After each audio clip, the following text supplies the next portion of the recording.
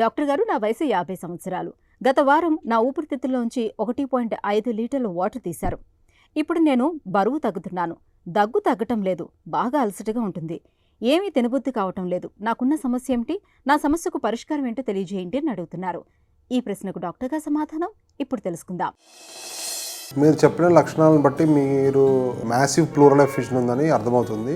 More than 1 litre నీరుని తీశారని చెప్పారు. So it comes under massive pleural effusion. Massive pleural effusion అనేది ముఖ్యంగా, అలాగే మీరు దగ్గు ఎక్కువగా ఉంది, ఆకలి లేకపోవడం అని చెప్తున్నారు. కండిషన్ ముఖ్యంగా 2 కారణాలు ఉంటాయి ఇండియాలో. ఒకటి ట్యూబర్క్లోసిస్, రెండోది మోస్ట్ లైక్లీ మ్యాలిగ్నెన్సీ అంటే క్యాన్సర్ కావచ్చు.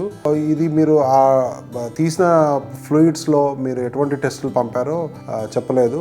ఒకవేళ ఆ ఫ్లూయిడ్లో కనుక మనం టీబీకి సంబంధించిన టెస్టులు, అట్లనే సైటాలజీ అంటే ఏదైనా క్యాన్సర్కి సంబంధించిన ఇష్యూస్ ఉన్నాయా తెలుసుకోవడానికి సైటాలజీ అండ్ సెల్ బ్లాక్ అనే టెస్టులు పంపించడం జరుగుతుంది. సో మీరు ముఖ్యంగా చేయాల్సింది ఏంటంటే consult a pulmonologist near by. Pleural fluid reports అన్నీ మీరు ఒకసారి చూపించండి.